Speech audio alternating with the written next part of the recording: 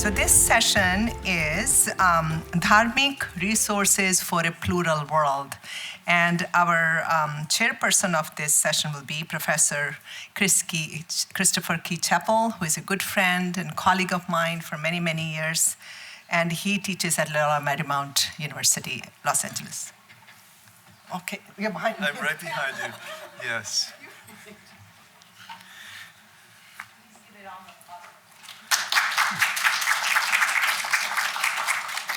So we have 4 papers, and if you can hold it to 15 or 20 minutes, that will leave plenty of time for discussion. Otherwise, we'll be cramped. So I'll give you a little bit of a reminder in about 12 minutes. And I want to first welcome, and I'll introduce them as they come up, also described in your program. But Dr. Samiksha Goyal is at Simon Fraser University. She did her PhD on aspects of Gandhi while at Melbourne University, and before that did studies at University of Delhi, her hometown. So Samiksha, welcome.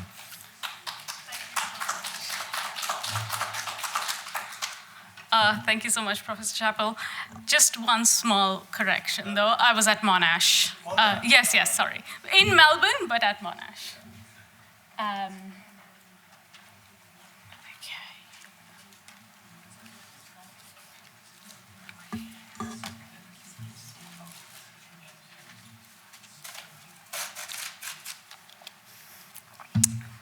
All right. Thanks, everyone, for being here, that too post-lunch. I was speaking with my partner last night, and I was like, hey, my talk is just post-lunch, and I don't know how to make it interesting enough to keep people awake. The talk is ready now. And he was like, but I don't agree with that. I read a study where people are happier after their food. And they'd be more sympathetic to what you say, so there'd be less of coming back at you. I was like, yeah, that's a nice way to look at it. So probably that's how we're going to look at it. I should really start by thanking Professor Veena Howard. I really appreciate this opportunity to present my work. And this is a rare opportunity for me, particularly because I'm presenting this work for the first time to the people I've only known through my research and whose work has given me a lot of reassurances while I was reading Gandhi and trying to interpret Gandhi.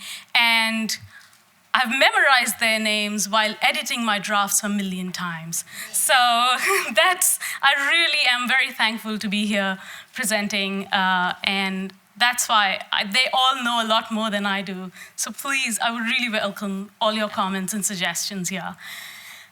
Let's begin with the title of my talk. You would see that the title of my talk is different on your pamphlets than to what it's up here.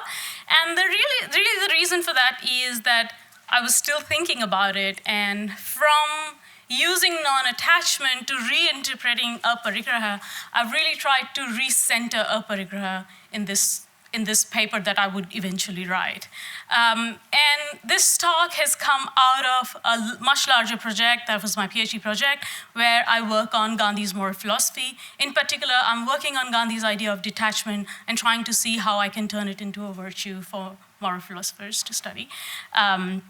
And really contribute into the mainstream philosophical debates.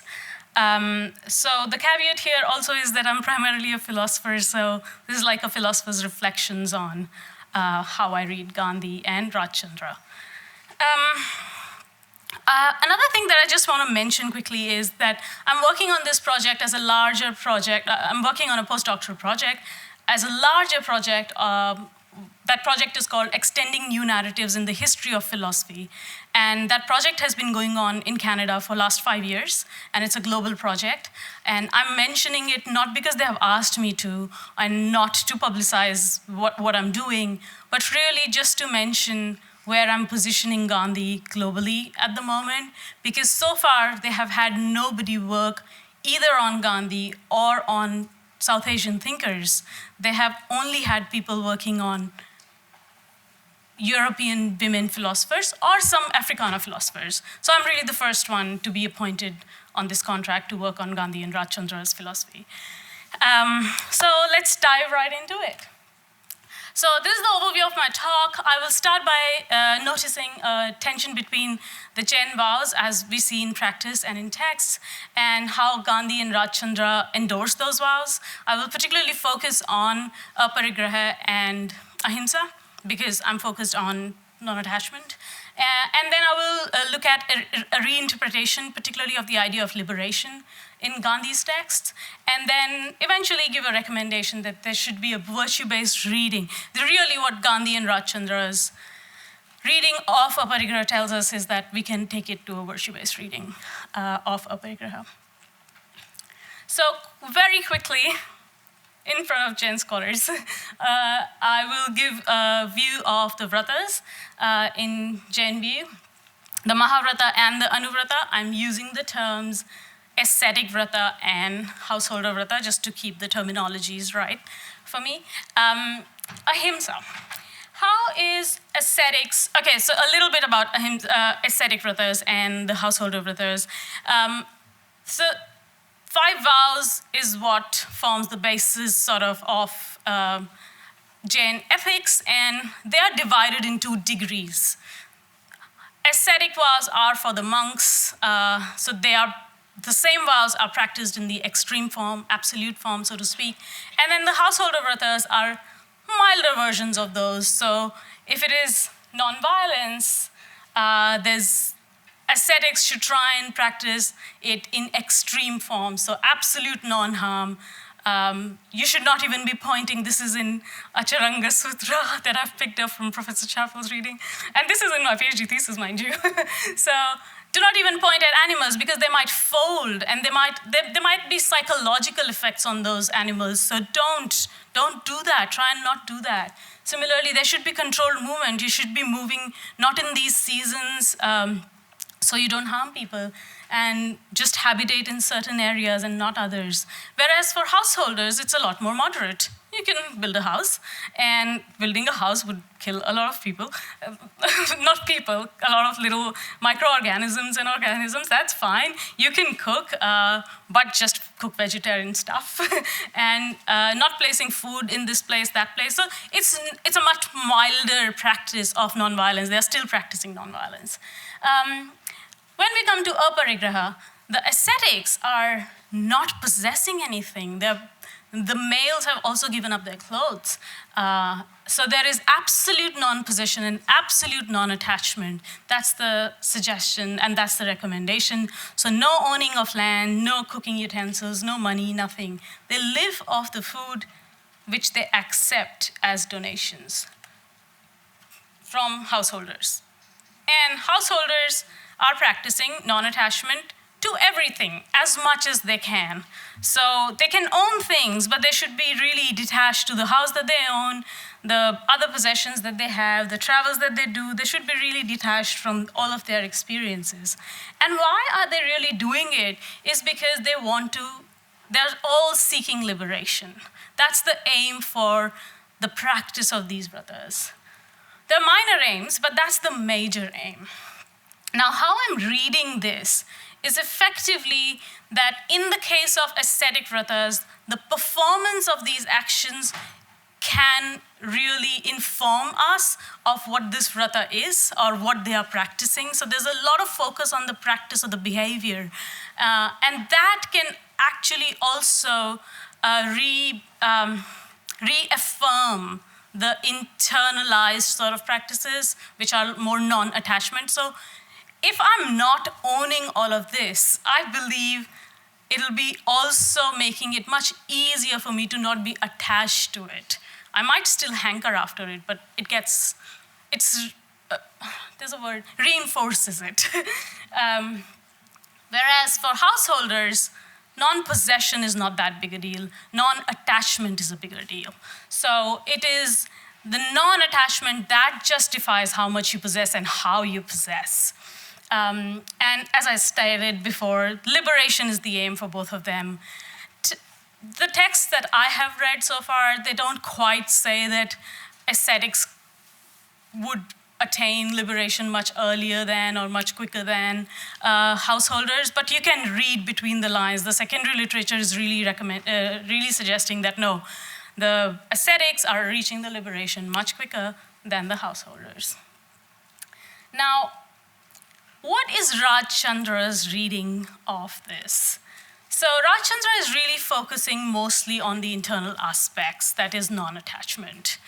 And he adds another focus to it, that is self-interest. So Rajchandra's texts are basically recommending that we should be not attached to our self-interests. Terms like vairagya, that is, again, he interprets it more as being in a non-attached state of mind. Samyak charitra, that will come about by being detached. And Samyak charitra, interestingly, it was translated as right behavior. So right character is also the right behavior for Rajchandra. And that was really interesting to me to find out. So being detached from your ego, from self-interest, is the focus that Rajchandra is talking about in these vows.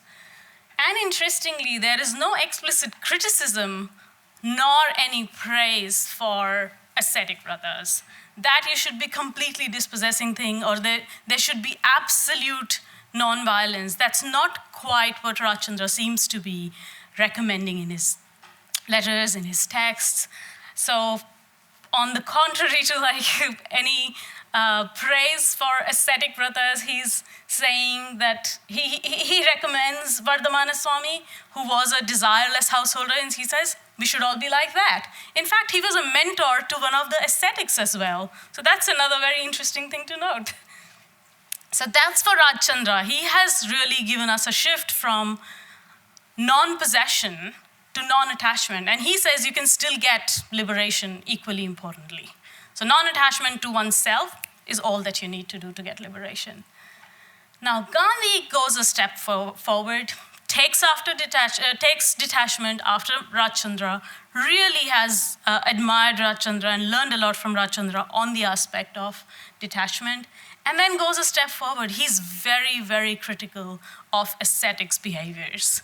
So he makes explicit criticisms of ascetics not helping people, and this, to me, is like a reversal of the order of justification. Non-attachment is really what's going to justify whether you're going to reach liberation or not. So non-attachment is also now justifying how much violence you're committing. So roving dogs are allowed to be killed because you're not attached. You're not making that decision out of anger. Another thing that he adds that I'm going to talk about in a minute is welfare of all, sarvodaya. So that's, again, a very central principle for Gandhi. And as long as my decision is for the welfare of all, including the person that decision is sort of against, and it is coming from a non-attached place, it's probably a right decision. So roving dogs can be killed. So it's not absolute non-violence for Gandhi, and he had big debates with Rajchandra on those kind of issues. And then he wants Munis to own spinning wheels and spin the wheels for the liberation of the country, so to speak. He wants country to be free. And he's saying Munis need to, that is the ascetics, need to contribute by spinning wheels and making khadi cloth. So Muni's duty to help preserve society, disinterested spinning of wheels are both of the things that Gandhi is recommending to the Munis. Now, this brings me to the next point. So this is non-attachment, how one should be, what sort of a character one needs to build. Why are we building that character? For that, Gandhi thinks welfare is the topmost aim that one needs to have. Now, the question really arises is, as we saw that there's this tension between the aim of liberation, say for Munis, that for them, if they want to be liberated, they need to practice absolute non-attachment and absolute non-possession. And both of those, absolute non-violence and absolute non-possession, both of those principles say they can't be spinning wheels because it's going to hurt the microorganisms, and they can't be owning the wheels either. But Gandhi is saying, no, that's wrong. If you're not doing it, that's himsa. That's not ahimsa. So what comes into tension is the transcendental notion of liberation and his principle of welfare of the other. So this is a question I ask. If self-interest is something to be detached from, no. Yes, if self-interest is something to be detached from, it is worth asking if Gandhi can keep the notion of liberation at all, because it is a liberation for oneself. And the answer seems to be yes and no. I think there are two ways to read Gandhi on this. One is that you subsume welfare and the transcendental liberation together. So yes, it becomes sort of a means to get to the transcendental liberation. You need to be performing for the welfare of the other, and that will eventually also lead you to the liberation, the transcendental liberation. So, and Gandhi's main idea is that he is against any of the means which come in between the idea of attaining that welfare of the other people and also, 2 minutes? Okay, yeah, I'll be good. So he wants the Munis to help for this principle of the welfare of the other. That's basically the idea. So either we subsume the notion of transcendental liberation with the welfare idea, or give it up. So if Jains or the Jain view would refuse to give up such means, say the practices of absolute nonviolence, then it seems to me that Gandhi would be happy to give up the transcendental notion of liberation as well. But he would not give up on Sarvodaya. That's my reading so far. So this brings me to my recommendation that there should be a virtue-based reading of this view on aparigraha. And how I say that it should be a virtue-based reading, generally a virtue is this, that you have a character, a notion of a strong character that will lead you to right actions. And non-attachment is that kind of character building, because both Rajchandra and Gandhi are recommending that it should be something that you practice. Rajchandra is, I couldn't talk about that idea, but Rajchandra is big on this idea of you need to have a mentor to learn to give up your swachhanda, to learn to be vairagi. And you can only do that by constantly correcting yourself. There's that self-correction constantly happening, and that is to give up this self-interest to become unattached.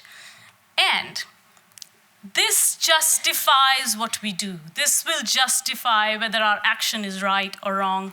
And then this will justify even if I'm owning a couple of pairs of jeans, as long as I'm not super attached to it all the time. And then this will also justify the kind of violence I commit, or the amount of violence I commit. Of course I'm committing violence. Of course we are all committing violence in some form or the other. We're not absolutely non-violent people, but we need to keep checking ourselves whether we are in touch with this non-attachment or not. And then finally, welfare conception is what's gonna keep us in check as well, because that's the moral good we are constantly aiming at. Welfare of all, not just of myself, not just of my family, but actually of all, including our enemy. So, these are the 3 points that I actually talked about. I don't think I have proposed anything super new about the reading of non-attachment. It actually comes from Jaina texts. There's an added emphasis on sidelining self-interest and including welfare of all. And the idea is that it focuses on inner capacity building. And that's my time. Thank you so very much for listening.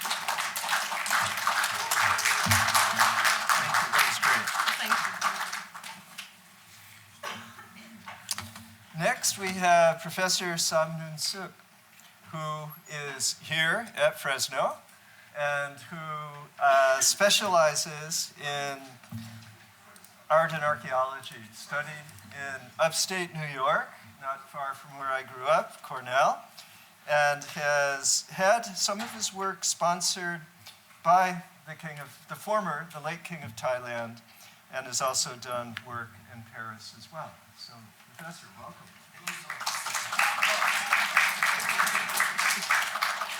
Thank you so much, everyone. Thank you so much, Professor, and thank Veena and Raja for your invitation as well. So for this talk, I really like this wonderful conference that Veena and Raja organized because it's interdisciplinary. So my part here is to give you some perspective about material cultures that we have, about religious diversity, and it's not just diversity as well. It's going to go beyond that. I'm going to be talking about the joint rituals that they have in the past between Hindu priests, and Buddhist monks as well. So this is a place.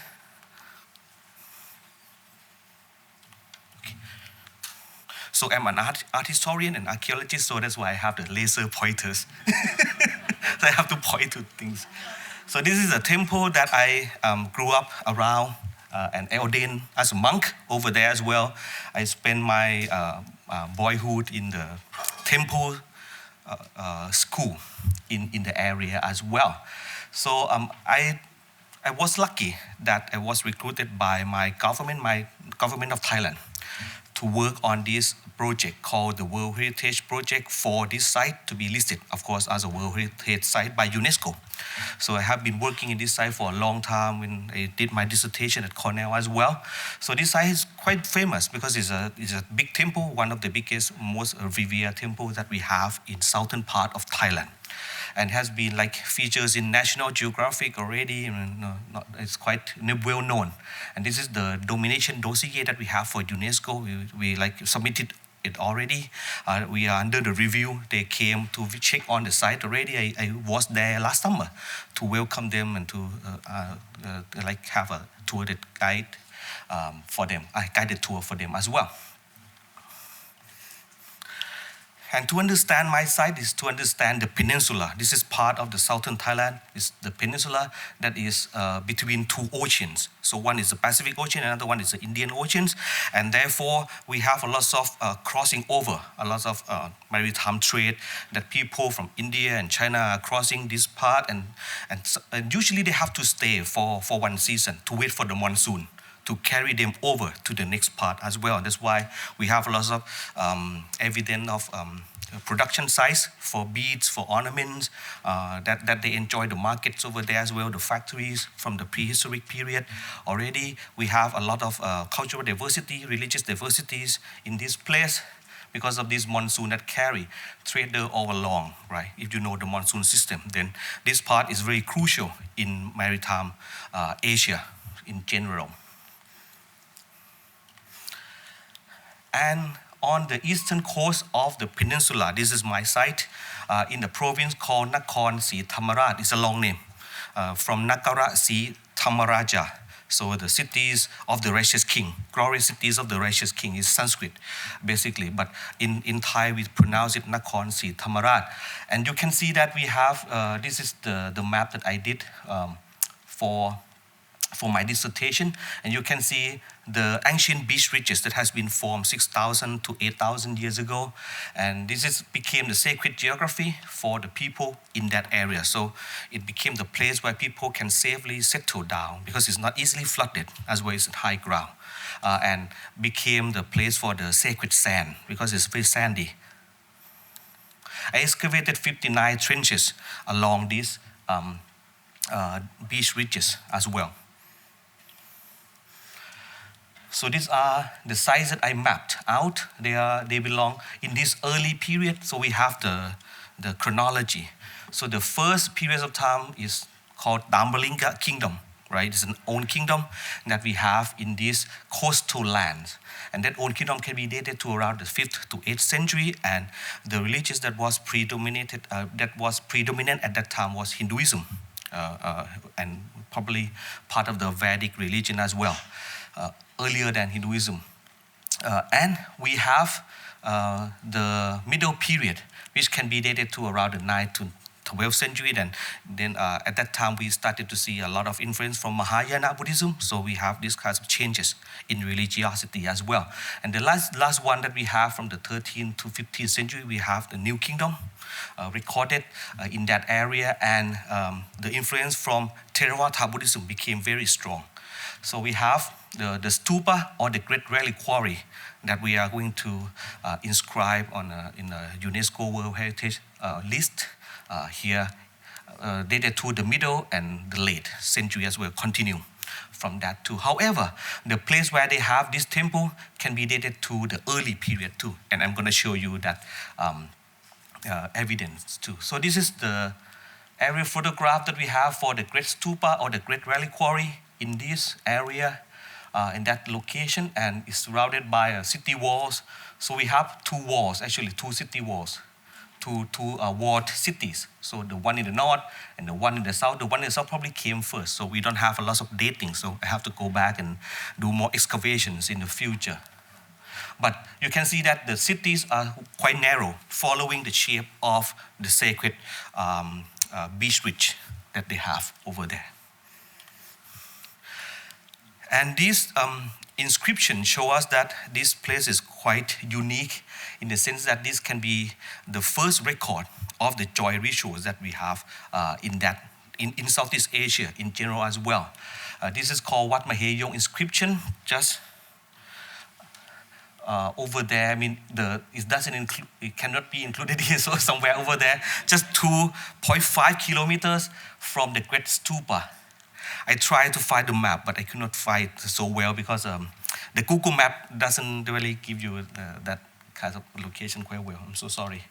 So this site became a very important site, and this inscription was kept in Bangkok for a long time. I mean, up north in the capital cities, the script itself is Southeast Asian Brahmi. It's quite old. It can be dated to the 6th to 7th century.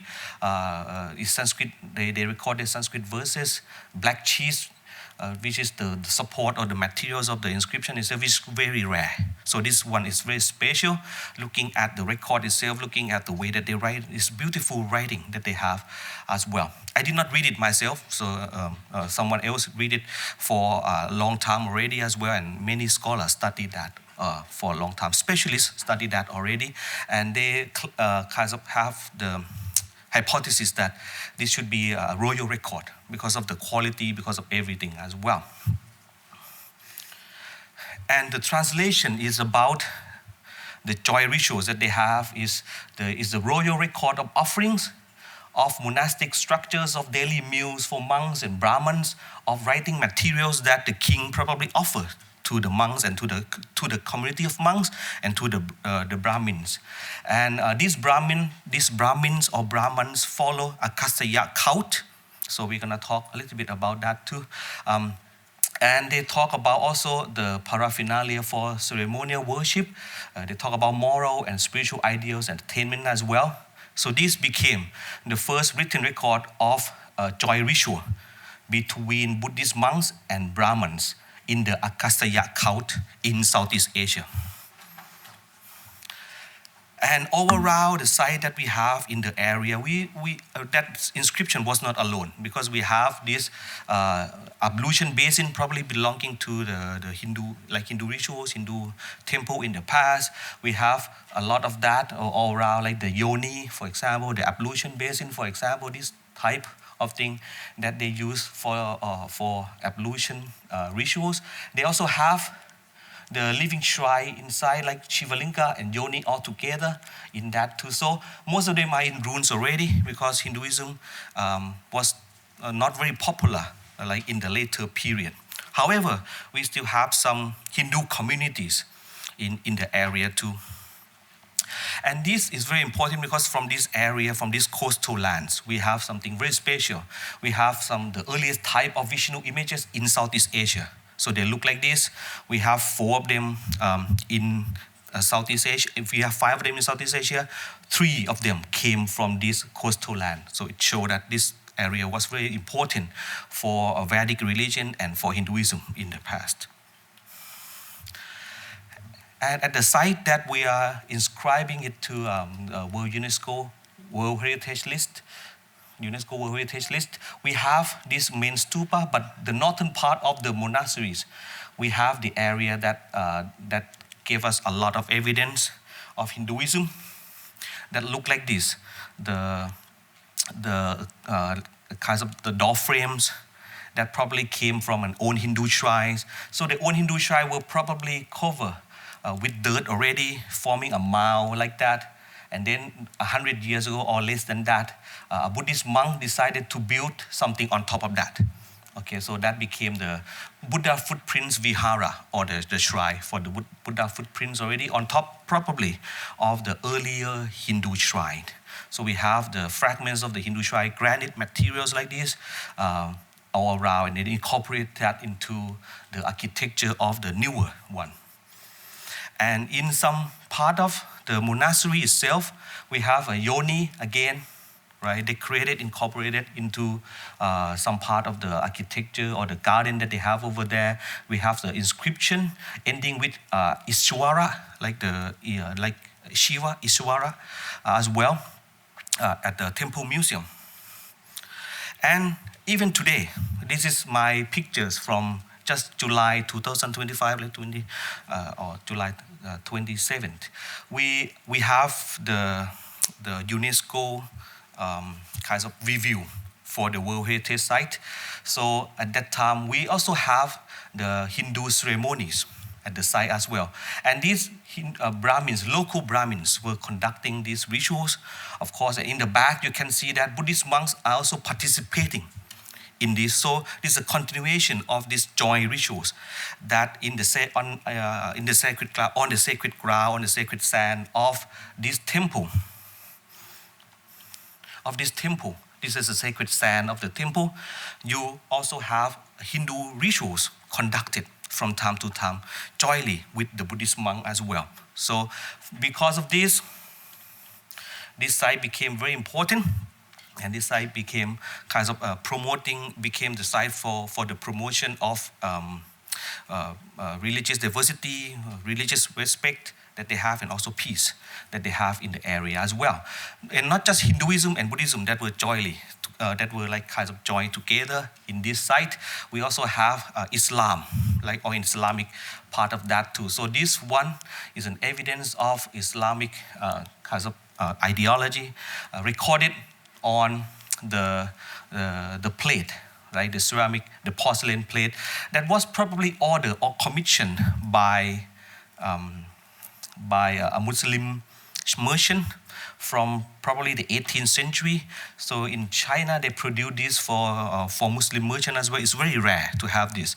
But we have one piece of that, and it used to be attached to the stupa itself as a decoration. So someone probably allowed it to be there, even though it recorded 99 names of Allah.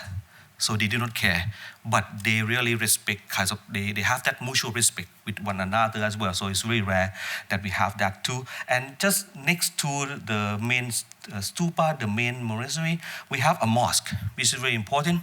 And in the Muslim communities around this mosque, they also send their kids to the temple schools, to the monastery schools, just on the other side of the road, and they have their livelihood depending on this great monastery as well. They sell stuff and over there, so they do not kind of have that tension that much in the area. So this site is quite unique, and it promotes peace. Thank you.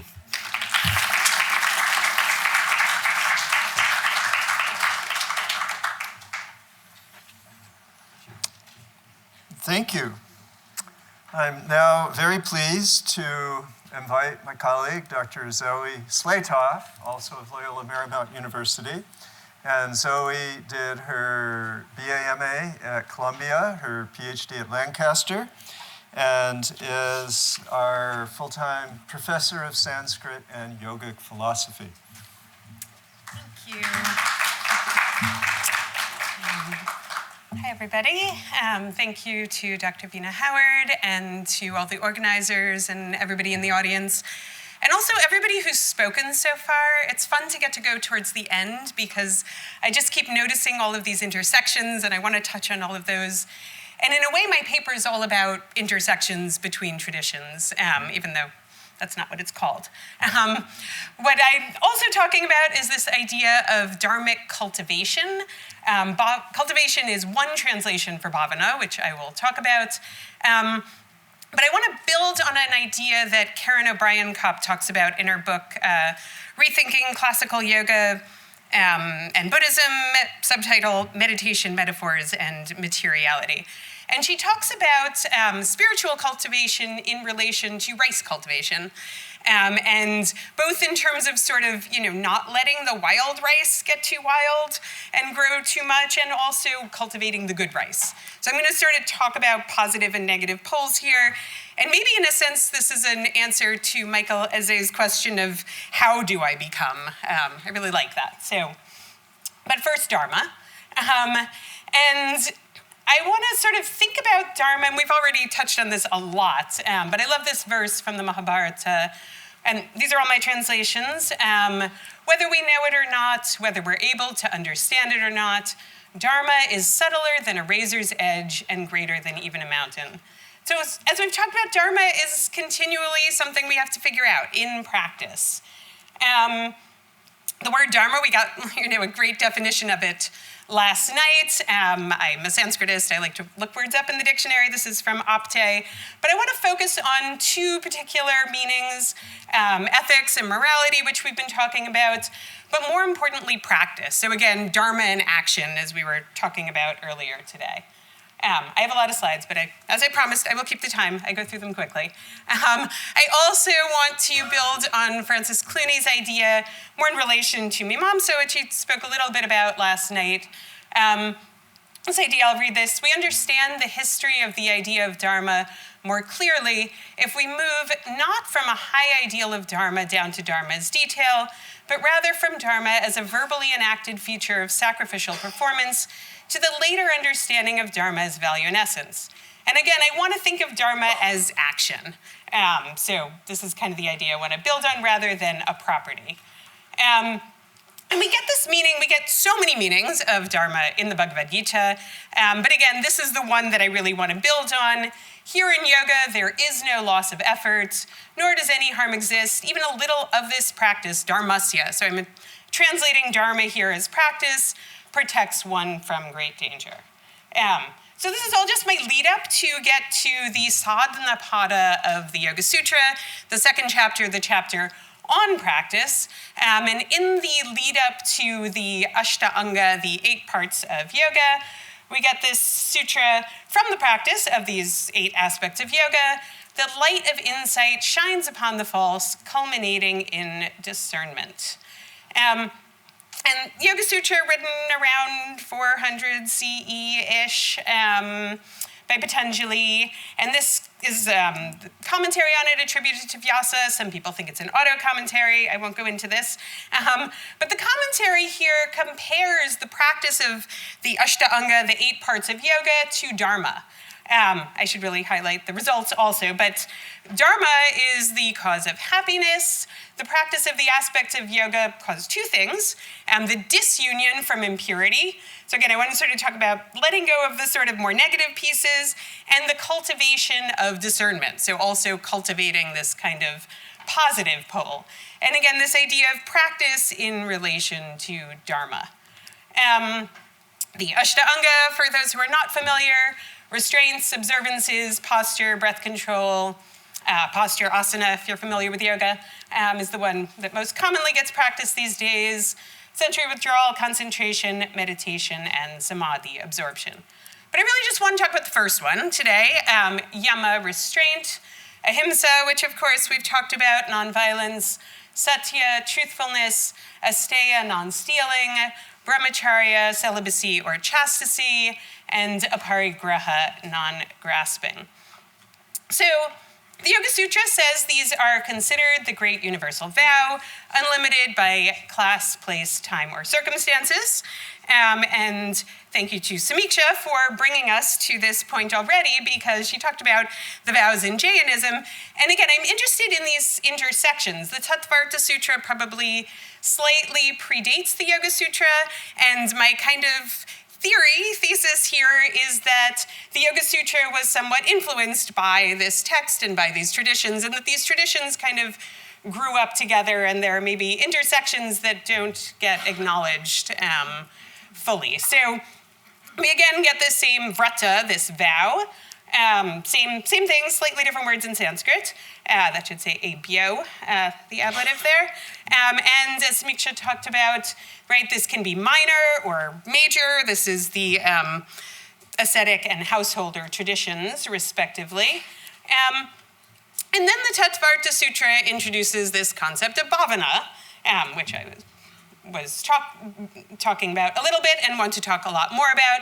And so it introduces it by saying there are 5 contemplations for each of these 5.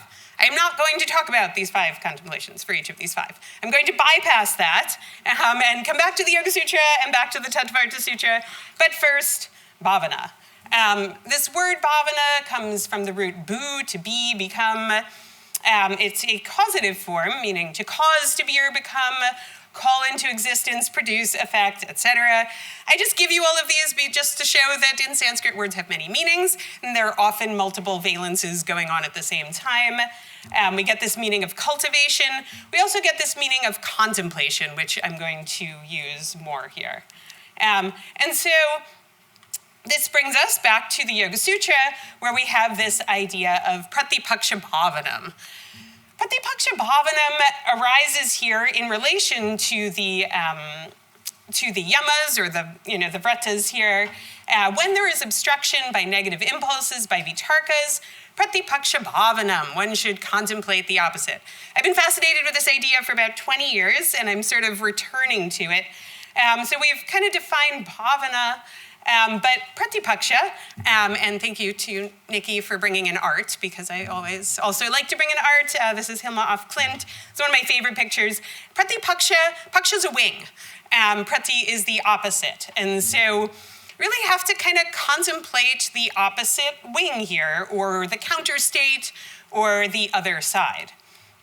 So this idea of pratipaksha bhavanam actually comes probably from Buddhism, and it comes up a lot in the Yogacara Bhumi Shastra, which is another text that probably slightly predates the Yoga Sutra.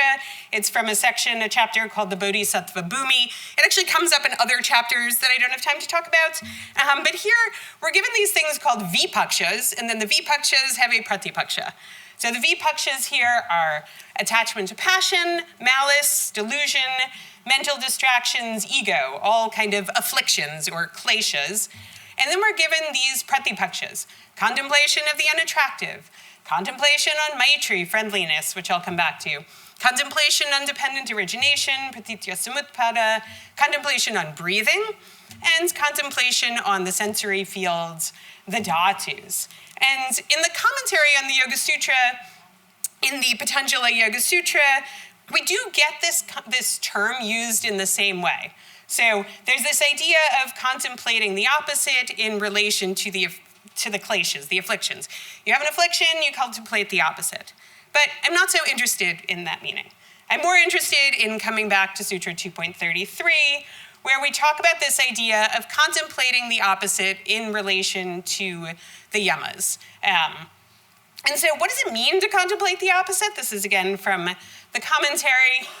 When for this Brahmana, negative impulses beginning with violence should arise, such as, I will kill one who is doing harm, or I will speak untruth, or I will appropriate his wealth, or I will copulate with his wife, or I will become the owner of other people's things.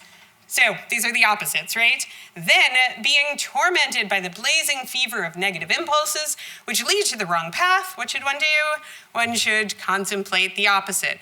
So all of these, good things like ahimsa, and we talked about it, somebody mentioned it last night, right? Nonviolence as opposed to peace, which I'll kind of get to as the positive pole. But here, nonviolence arises in relation to violence. We also get this idea, this is still from this same commentary, one should contemplate, while being cooked in the frightful hot coals of samsara, of cyclic existence, I have taken refuge in the practice of yoga. Now, the practice of yoga here is yoga dharma, the dharma of yoga. So again, we get dharma and this idea of bhavana coming back together. Contemplation leads to dharma, or dharma leads to contemplation, or they kind of work together in some way. And I've done this by giving protection to all living beings. In other words, dharma involves other people. We get this idea also in the Tattvarta Sutra, which, again, I'm wondering, where these ideas come from, and did these ideas in part come from the Tattvarta Sutra into the Yoga Sutra? So we get this same idea. One should contemplate on violence and so forth for perceiving the misfortune and disgrace they cause in this world and the next. And so just to give you a taste of one of the commentaries, the Sarvarta Siddhi, on the Tattvarta Sutra, this is the first Digambara Jain commentary by Pujapada, but they all sort of agree on this. And it says, first with respect to violence, so it's like the same thing but way more extreme. An injurious person is always creating distress and constantly motivated by hostility. He attains destruction, bondage, and pain in this world. After death, he goes to an inauspicious rebirth and is condemned. Thus, it is better to give up violence. Likewise, one who speaks untruth, right? Hard to argue with. And it gets more extreme, right? He becomes untrustworthy. Here in this world, he attains things such as cutting off the tongue, suffers many misfortunes from those who've been afflicted by his false speech, and are consumed with hostility. After death, he goes to an inauspicious rebirth and is condemned. Thus, it's better to give up false speech. It goes on, I won't give you the other ones, but all kinds of body parts get cut off, nose, tongue, leg, hands, feet. It's really, the Jain version is really extreme. Anyway, the Yoga Sutra version's a little nicer, I think, or friendlier, maybe, more palatable. Anyway, I should also mention the Tattvarta Sutra is the first real Sanskrit Jain text it's accepted by both the Shvetambaras and the Digambara sects. So then it goes on to say, or one should contemplate that these are suffering alone, right? This again sounds very Buddhist. Everything is suffering, contemplate it as suffering. Which brings me back to the Yoga Sutra. The next sutra, again, these are all very circular ideas. I'm going to negative impulses, violence, and so forth, either acted upon by oneself, cause permitted, right? So it's not just if you do it, but if other people do things, you can be culpable. They're preceded by the passions, which have been mentioned, greed, anger, delusion, in a mild, intermediate, or intense manner. But this is the part I really am interested in here, because these produce the infinite fruits of suffering. So again, we are contemplating suffering in relation to all of this. That's why one should contemplate the opposite. So this is, again, this sort of weeding out of the negative, the wild rice, the things we don't want to cultivate in order to kind of cultivate the positive. One more thing on that. Good things happen from that too. Thus contemplating the undesirable fruit, which follows these negative impulses, right? You contemplate that and you think, maybe I shouldn't do that. Kind of, straightforward. But also you get these sort of superpowers, right? So from contemplating the opposite, the negative impulses, which are to be avoided, they become non-generating. They don't, they're seeds. They don't generate anymore. And then you get these powers. I'm just going to show you the first one here. I'm getting towards the end. So in the presence of one who's established in nonviolence, all hostility is abandoned. This goes on to say, right, if you speak the truth, like everything you say comes true, basically. If you don't steal, flying gems come towards you. Lots of cool stuff happens if you do the right thing, right? So there's incentives here. So again, this is the sort of wild rice part, and I just want to bring in briefly, because I'm almost out of time, the positive pole. This is more the peace side, right? The idea of what should we contemplate? And this, again, I think maybe speaks to Samiksha's question from last night of, like, how do we deal with people? Various kinds of people, and also questions of forgiveness that came up earlier. Or one should contemplate friendliness towards living beings, joy for those with superior qualities, compassion towards the afflicted, and equanimity towards those who behave badly. So this is the answer here. This comes from the Buddhist idea of the Brahma Viharas, which appear in various texts such as the Digha Nikaya. It's a little hard to say where the origin of these are. Maybe they are pre-Buddhist and kind of pre all of these traditions. But same ideas: loving kindness, maitri or metta, compassion, karuna, joy, mudita, equanimity, upekkha. This also comes up in the Yoga Sutra, but in chapter 1.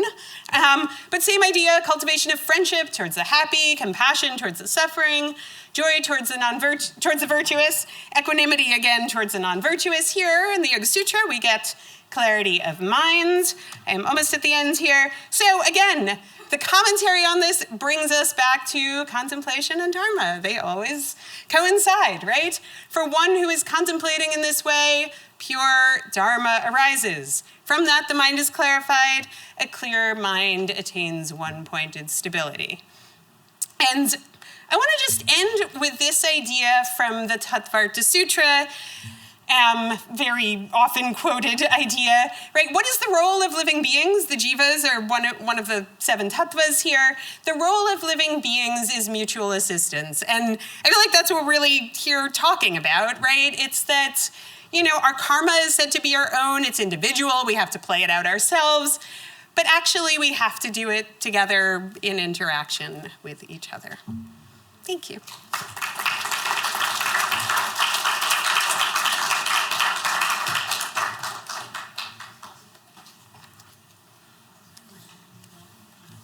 Excellent. And now, more local talent. Dr. Raja Rosenhagen is in the Department of Philosophy here, and he will be speaking on intellectual ahimsa. I first met him, I believe, in Pittsburgh, or maybe it was the second time, but he did his PhD at Pittsburgh, at University of Pittsburgh, in that Cathedral of Learning. And if you've not been to Pittsburgh, you got to check it out. It's unlike any other academic building on the planet. And they have a room for Thailand, they have a room for India, they have a room for everywhere. So, welcome. Thank you. Thank you. Well, so far my role has been to sort of put up the new set of slides and then disappear again. And now I get to stay. So that's kind of nice for a change. So you see the title Intellectual Ahimsa and the Ethics of Non-One-Sidedness, Anikantavad, Nayavad, and Epistemic Justice. Long, that's a mouthful, right? What I'm presenting today here is an early and partial précis of some strands of the book that I'm working on, called Thinking with the Jains, and this is what ChatGPT thinks it looks like.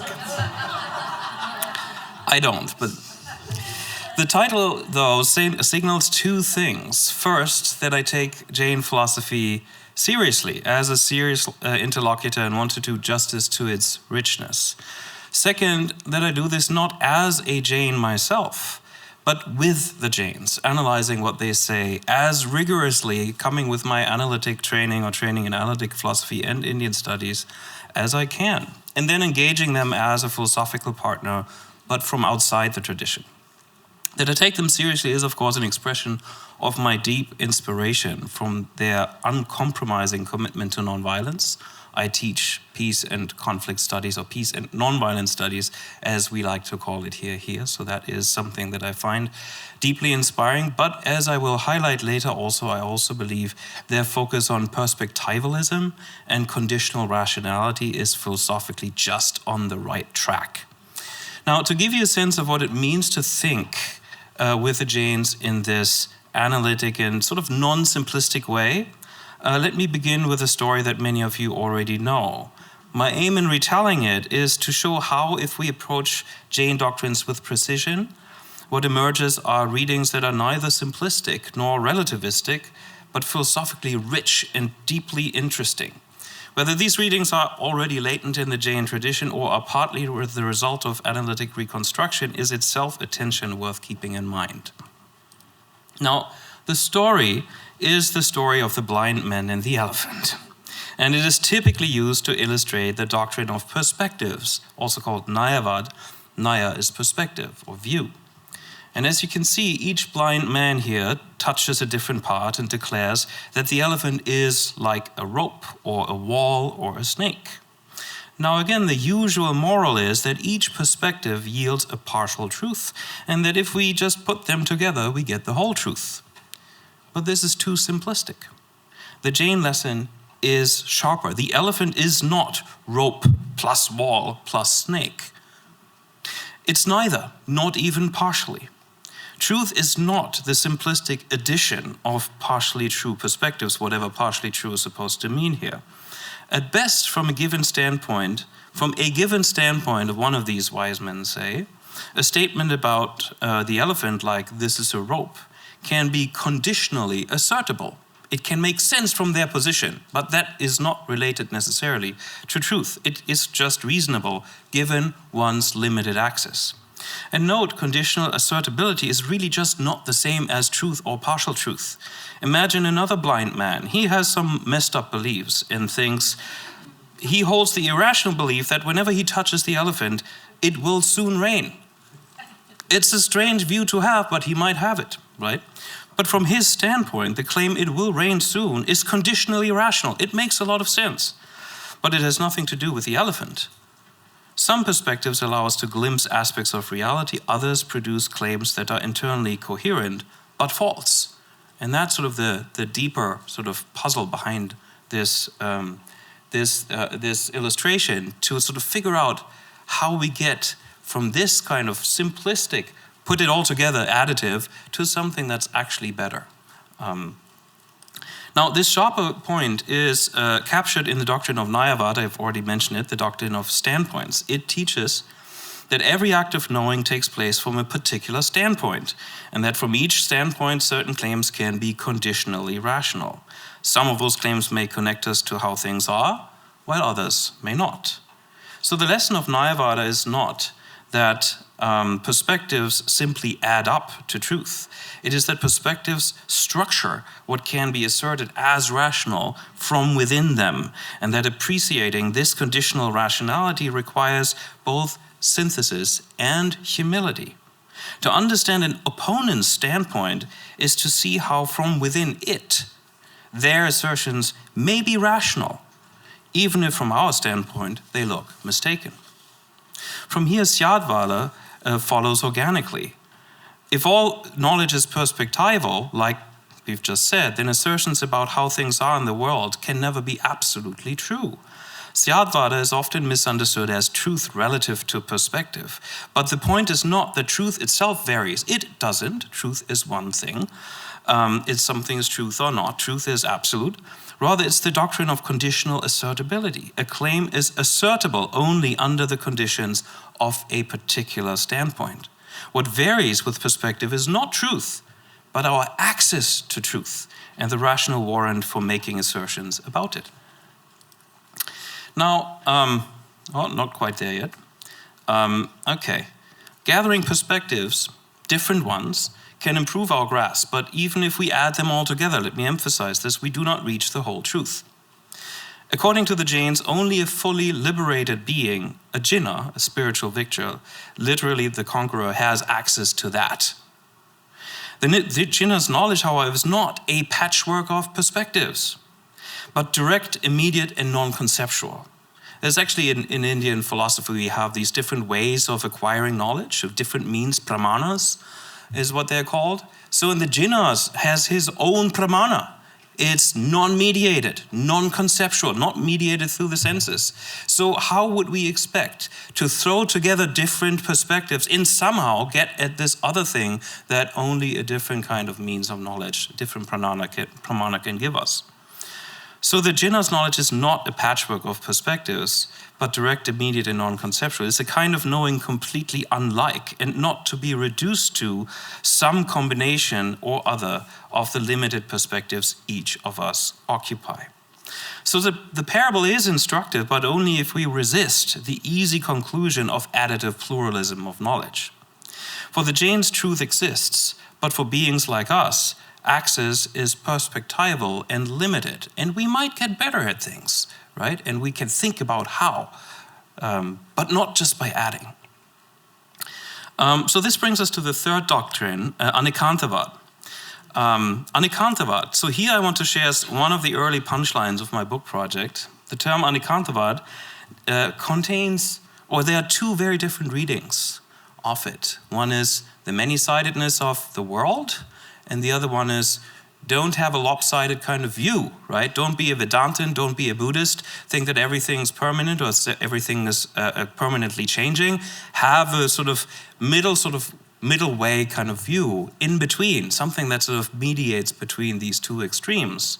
So don't have a lopsided view, or the world is many-sided.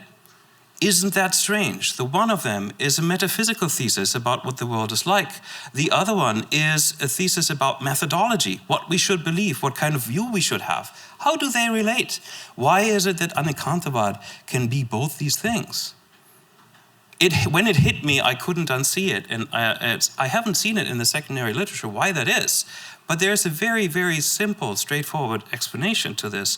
It's a scope ambiguity. Let me sort of make this clear. So we have Anikantavad, So what is the an? An means not, right? What does it govern? Does it govern the eka, one? Then it's not one, it's many, right? Many-sidedness. Or does it govern ekanta, which means one-sided, lopsided, not one-sided? So it's in the term itself. The scope negation is what gives us these two readings already. So once we see it, I said it, it's hard to unsee. We can now understand why both these readings coexist in the first place. So Matilal was the one to point out these two readings, and others have too, but I've never seen this explanation. It's a scope ambiguity. It's in the term itself. We can see it. So we can now understand why both readings coexist without treating the doctrine as something muddled between methodological and metaphysical. No, it's both in there, right? It's baked in it. So this recognition that the scope ambiguity explains the divergent interpretations is one of the early punchlines of my book project, and it opens the door to my integrative reading. In Sanskrit philosophical usage, the Nyaya tradition, and especially Vada doesn't just mean doctrine, right? In the Nyaya tradition, Vada is also contrasted with Jalpa, a debate aimed at victory, and Vitanda, mere refutation with no constructive alternative. Vada is discourse oriented towards truth. So if we bring that sense into the Jain context, then Anekantavada names not just some thesis, a methodological one or a metaphysical one, but can be understood as a kind of practice, a kind of discourse, a way of doing philosophy that avoids one-sidedness precisely because it honors the metaphysical insight that reality is many-sided. Now this brings us to intellectual ahimsa, intellectual nonviolence. The term is relatively new. A.B. Dhruva, Kapadia, Tatya, and later and influentially Bimal Matilal suggested that it is simply what you get by extending Anekantavad, what we've just talked about, into the intellectual realm. Now I think that is not just unhelpful, it is positively misleading. It makes it seem as if ethical mandates about how we should think or treat others in thought or intellectually could be derived directly from a metaphysical claim about how things are. This is a category mistake, if not a straightforward fallacy. You can't get an ought from the bare fact that reality has many facets. Intellectual ahimsa, properly understood, arises from two things together. The long-standing ethical commitment to nonviolence, and the perspectivalist epistemology that I've talked about, Nyavad. Once we accept that our knowledge is partial and conditioned, it becomes both ethically appropriate and epistemically prudent to treat other perspectives with care. So intellectual ahimsa is not tolerance or relativism, it's a discipline of engagement, grounded in humility. Now, we can ground this or enrich this discipline by considering how the 5 vows, the Mahavratas, already extend into the intellectual domain. The 5 vows that every Jain monk or nun will take are ahimsa, satya, asteya, aparigraha, brahmacharya. We've already talked about them several times now, so you're already familiar with them. Now, intellectually, ahimsa means refusing to inflict epistemic harm through ridicule, silencing, or misrepresentation. And misrepresentation here is not trivial. It is a failure to do justice to who the other person is, or what their view actually is, and to what their view truly amounts to, and maybe what it is trying to capture well. Satya, truth, its intellectual counterpart is honesty in representing views and honoring the fact that others are often also oriented toward what they take to be true and good, even when their vision, like ours too, is often murky, at least partly. Aseya, not stealing. Intellectually, this means respecting others' contributions and resisting plagiarism, or also inclusion. Make some room for others to also speak. I'll be done soon. Aparigraha, non-attachment. Intellectually, it means not clinging rigidly to your own views or hoarding discursive space. I'll be done soon. Brahmacharya is self-restraint. Intellectually, it means resisting the urge to objectify others and instead attending to them with justice and care. In this way, the vows illuminate the many forms of intellectual violence: misrepresentation, exclusion, plagiarism, objectification. Now, if we now look at the popular Western category of epistemic justice through this Jain lens, it becomes richer.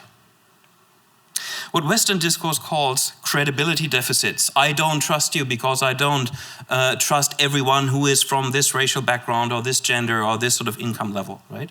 So that's sort of a credibility deficit that I might sort of give someone because of my prejudice. Or hermeneutical gaps, like what Western discourse calls credibility deficits or hermeneutical gaps, that's epistemic justice as per Miranda Fricker, appears here as particular forms of epistemic violence. But there are more, right, as we can see. Refracted through the vows, epistemic justice turns into a broad ethic of epistemic nonviolence. And this takes us back to the conference theme, peace and Dharma. The epistemic humility and nonviolence that flow from Jain perspectivalism foster a style of dialogue that is not about winning or defeating, but about respectful engagement that is ultimately geared at truth, even if absolute truth is ultimately out of reach, at least discursively out of reach. Even when we think others are wrong, we can still recognize that they may be conditionally rational from their vantage point. To meet them there is to practice both nonviolence and peace building. So the trajectory I've traced is this: from conditional assertability and perspectivalism in Syadvad and Nayavad, through the scope ambiguity of Anikantavad, one of the early punchlines of the book I'm working on, and its integrative reading to the ethic of intellectual ahimsa, refracted through the vows and extended into epistemic justice and peace building. And here's the larger point. Looking at Jain philosophy with a sharp analytic I missed that, brings, I think, rich rewards. There's a takeaway. Whether we are recovering insights already latent in the tradition or articulating them through analytic reconstruction, what emerges are readings that resist simplification and highlight the doctrines as conceptually layered, ethically powerful, and philosophically compelling. To keep this tension in view between recovering and reconstructing is itself productive, and it shows why Jain philosophy continues to be a resource for thinking rigorously about perspectivalism, nonviolence, epistemic justice, and peace. And as I noted at the start, I think the Jains are philosophically on the right track. Their focus on perspectivalism and conditional rationality is not only an ancient insight, but one with profound relevance for interreligious dialogue and peace building today. Thank you.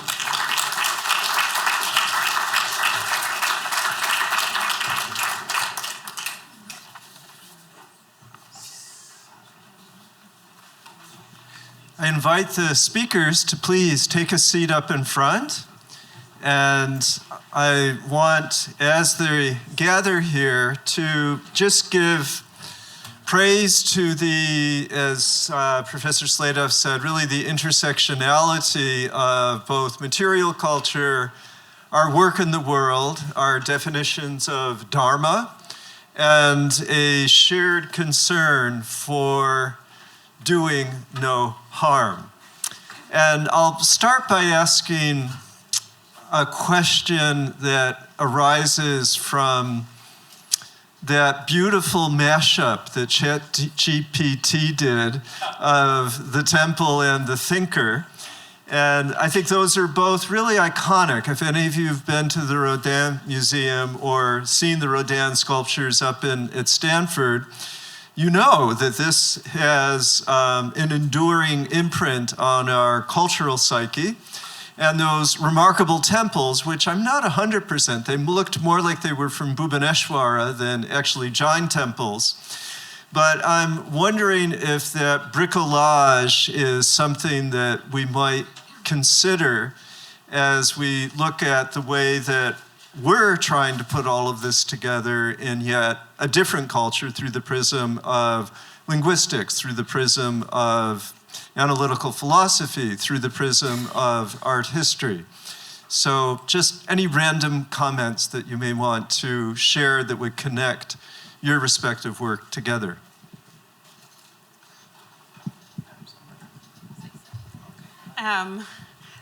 Just to say, Vina and I were speaking right before the talk about, I just imagine all of people, thousands of years ago, sitting around in a mango grove having discussions, and they didn't sort of belong to one tradition or another. And then they sort of got codified and separated, and those separations and divisions have grown. But I think all these ideas grew up together, and so, the best thing we can actually do is put them in dialogue together and be in dialogue with each other.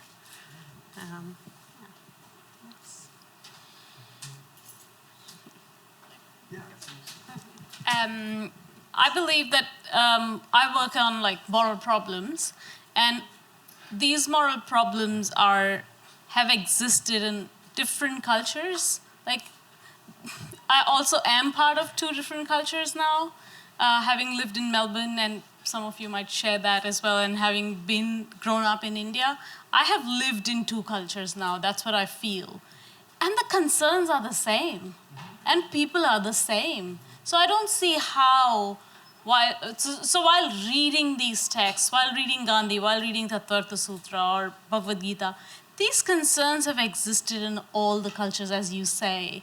And so we just need to build an answer for them, and how they gave answers, and just provide them back. It's really repackaging and giving it back to them in a language which does not belong to one culture. That's somewhat what I try to do. Yeah. Maybe Raja, you want to go first? I'm not a philosopher, by the way. So maybe a philosopher can go first.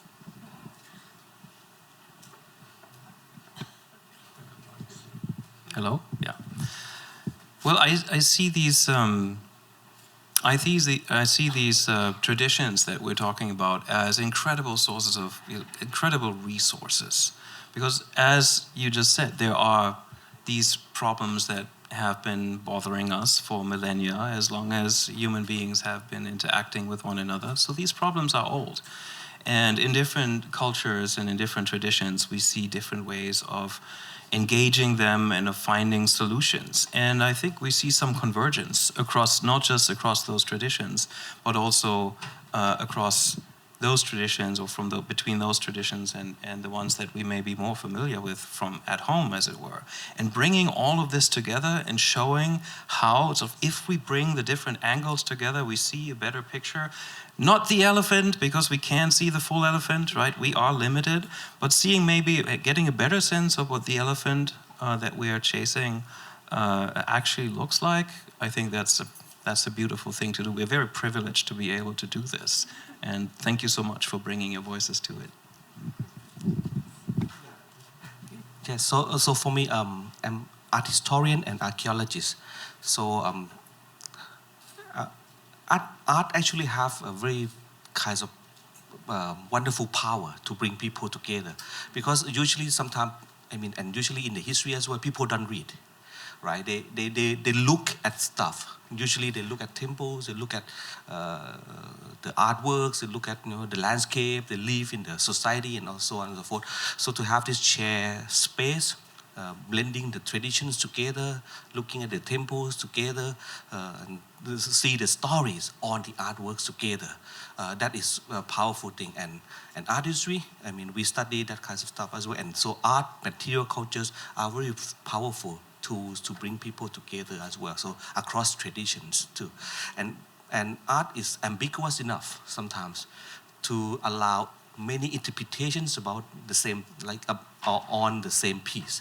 So that's why it doesn't really create conflicts too much as well, that this is right or wrong, but they just is ambiguous enough to live together, right? To allow people to live together in that sense. Thank you. Yeah, and I want to underscore that perspective about art really helping to form us, and point out what we heard from the Jain presentations earlier, that you're supposed to go to the temple every day. And that I think is really a remarkable beckoning to the power of aesthetics, because the temples are beautiful, to change the person. So, student questions first.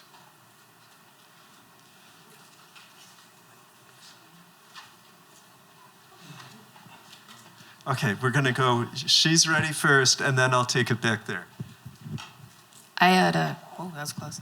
I already asked her, I passed her my notebook when I asked the question, but I'll say it for everybody else. I asked the Jains that are, I don't know how to say that word, ascetic, ascetic Jains, the monks who receive food from, like, donations from people, if they use a root vegetable, because they aren't allowed to have, like, root vegetables, or if, like, a bug accidentally gets into the food, is it still considered like a stain on their soul, and then, or is it not because they were not aware, they didn't have the knowledge of that had happened?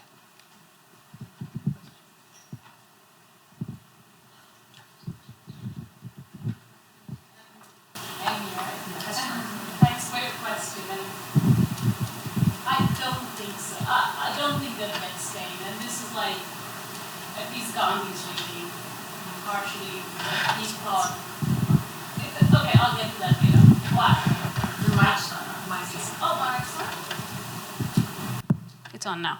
Yes, okay, good. So I don't think they will. Also because, see, the monks are following the absolute nonviolence. And the householders are not following absolute nonviolence, but they're still accepting. First of all, they're accepting what is left off. So that doesn't belong to anyone. That's something that's gonna pretty much go to waste. They don't accept food from people, fresh food or something. You should have fed your family before you give food to them. That's the idea. And people can correct me if I'm wrong here. And which just means that they're not gonna get any of the bad karmas out of it. They've already been committing violence by cooking or by having built that house, by living the life that they're living, all the yarn clothes, all of that, silk that you're wearing, all of that, there's violence being committed there. So, but it doesn't get transferred to the monks because they're just taking the leftovers. That's roughly the idea. But Gandhi was a bit more critical of that. Gandhi thought that they should still contribute in the society because they're still taking from the society. They're taking the cooked food in whichever, like, even if it's the left out one, they're still part of the society. So they're taking from the society, so they should give back to the society by spinning the wheel and helping in whichever way they can. So, question here, and I know we're going to have some comments from others, but you first, sir. Okay. So we're speaking about these practices and... Oh, sorry. We're speaking about these practices and things like that.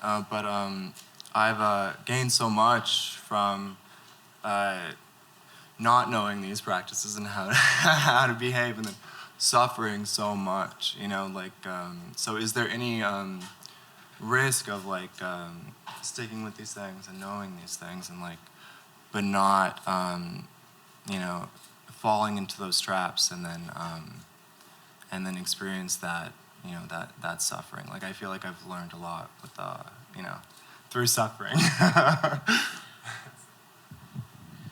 Raja, did you get that? Now that he knows too much now, and he's afraid, is he going to do things wrong? Now that he knows that there are limits. Ignorance is bliss. Yeah, ignorance is bliss. Well, Ryan, is that the thing? Is it? I think I'm happier today because of the 4 years in the mud prior, you know, so. But these practices prevent us from sticking in the mud, from staying in the mud, and being harmed by that. I think I have grown, you know, through all that pain. So, Oh, so you have grown through pain. Well, I mean, my concern is that yes. in one life, I know the easy answer is rebirth, but in one life, you know, without that belief, which is a belief, then is there any concern of, like, where when we lose something in the world and practices and that we have this? So I think I'm not entirely sure where the concern, this last bit that you said, I'm not entirely sure where the concern is. But, or maybe I don't quite fully understand, but one thing to say is, well, you know, going through suffering, right, is sort of, in the Jain sort of metaphysical picture, is a way of shedding some of those karmic particles. And it is through the shedding of these karmic particles that they are no longer sitting on your soul, and as it were, and sort of obstructing your capacities to understand, to discern, and to make better decisions. So part of what I'm hearing you say is that, but this suffering that I've been through has got me somewhere. I've learned so much. That was part of what I heard. And that is very much in line with, right? Because yes, the suffering is something, you know, that can be translated into the shedding of karmic particles, right? And so it makes sense to say suffering from a Jain point of view, from karma theory point of view, that sort of shedding those karmic particles, or suffering and thereby shedding the karmic particles, gets you learning, right? Gets you better understanding, because they are no longer blocking the inner light that sort of shines through your soul. Okay, so we're going to go Venu, Jeff, Michael. Yeah, please. The Yoga Sutra has one other thing to say about suffering. One of my favorite sutras, 216, which is Heyam Dukkhamanagatam, future suffering is to be avoided. And so, like, I agree, right? We learn from our suffering, but maybe we don't need to do that same thing again. And so there is a certain sense of a growth process, at least. And part of that, yeah, all these traditions do agree that we learn this through suffering. 216. Yeah. Thank you. Hi, Samiksha. Thanks for that interesting presentation. And I'm sure we're going to talk a lot about it. But my question is that, so you refer to that Gandhi said that even the Jain sadhus should work, maybe through spinning the wheels, charkha. So I don't know, but was there any clarification of what does work and contribution mean there? Because even the Jain mendicants, by renouncing the worldly actions, they are contributing. So, I mean, how do we, so when Gandhi is making a definition of work and contribution, is he talking to a particular audience, context, time, period, and need of that period and time and context? And another for Raja. So Raja, this might be a very childlike question, but I always see this elephant example for Anekantavad, and I was wondering that is it only for those who have never seen an elephant in the life before? Because if you have seen, you know.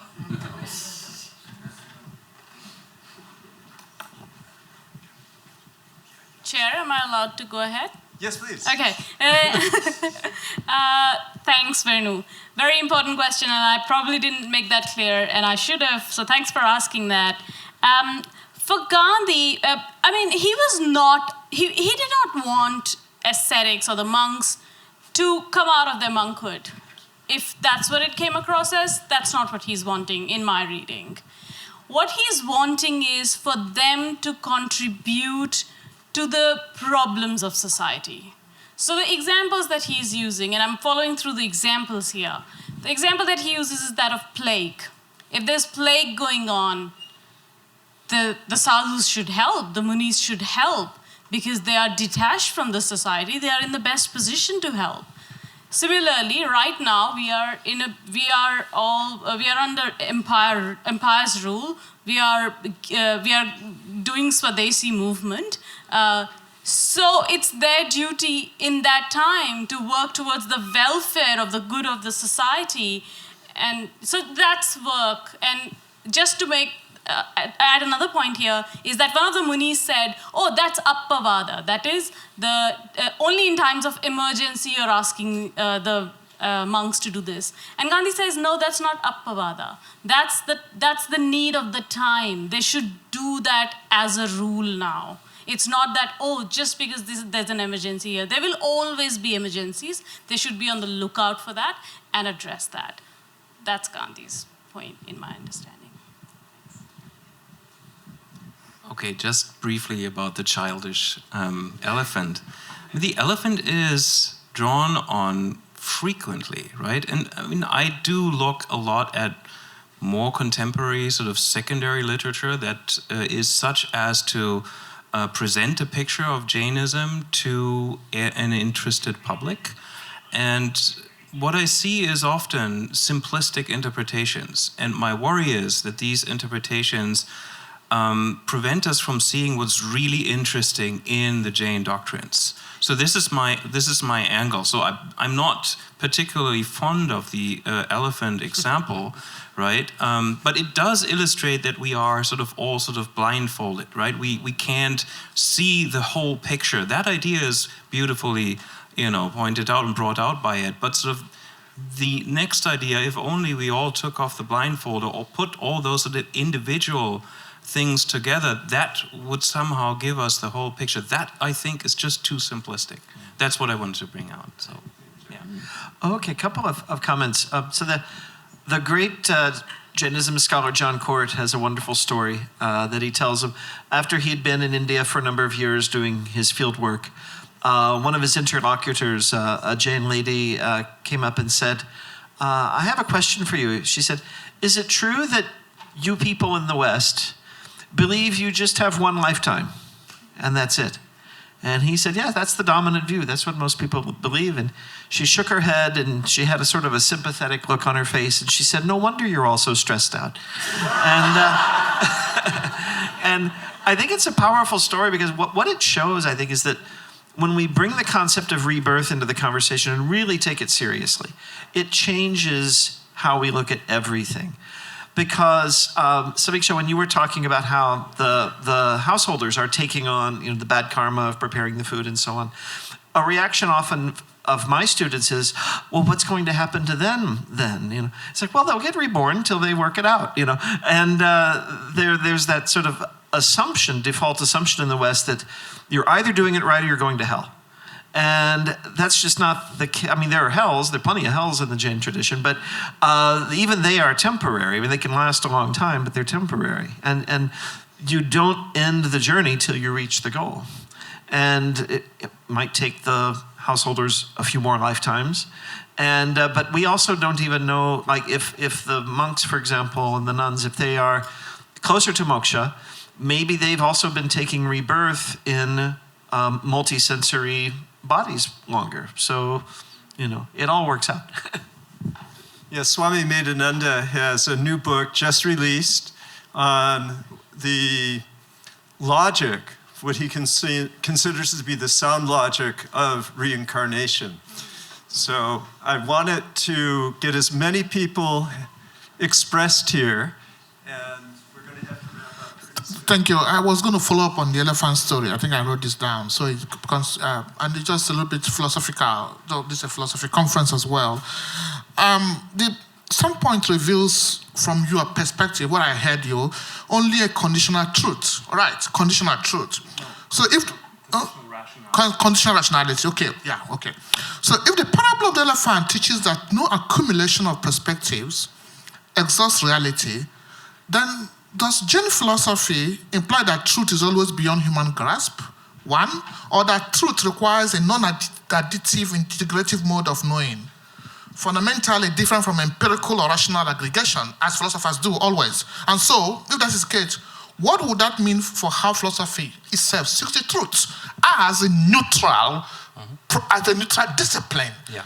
So, because my question then, you have not dealt with the issue of the third man. If we go to the Cartesian problem, the problem with Descartes, the issue of the third man, because by the end of the day, this becomes another conditional truth. So, right. No, this is exactly right. So, thank you. You are right on target. Right. So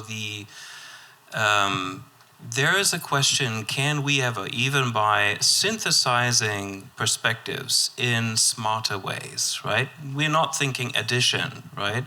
But we're thinking some other way of synthesis. Could we ever sort of reach something like absolute truth, right? That way. Is this epistemic way open to us? And I think the traditional answer is no. the traditional answer is no, you will be stuck in some layers, in some perspective or other, and that is just inevitably going to be limited. So the best thing that you can get is sort of a better understanding of where other people are coming from, why it is that they are doing what they're doing, understand the conditional rationality of everyone involved, and develop the kind of compassion, the kind of intellectual humility that paves in turn, right, the way or the path, the way towards the kind of ascetic, the kind of ascetic development that ultimately gets you to jinnahhood.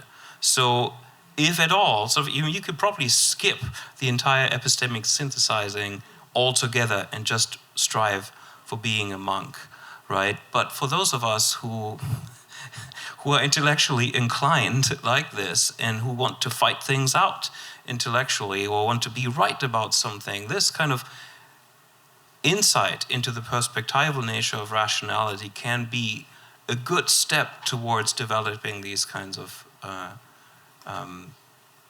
intellectual habits. Okay, I'm going to give the last few comments to Kojin Bohannon. This is a question for Anand Vaidya. I always thought I would see him again, but I guess I'm not gonna. So it's for you, Raja. I wonder why you prefer the term perspectivalism to perspectivism. I spoke at the conference with Anand on perspectivalism, and I wanted to ask him, because by my understanding, and I've looked this up so many times and I still get my brain scrambled, but my understanding is perspectivalism is exactly the thing that you're saying it's not. I think perspectivism is the idea that views can be internally coherent but still be wrong, and that no truth or no opinion occurs in a vacuum. But perspectivalism, from my most recent understanding, I could be wrong, it's very confusing, is that actually perspectives can add up to an aggregate truth. So I wonder if maybe I'm wrong about this, or if you've thought about it, or is there a reason why you prefer perspectival to perspectivism? No.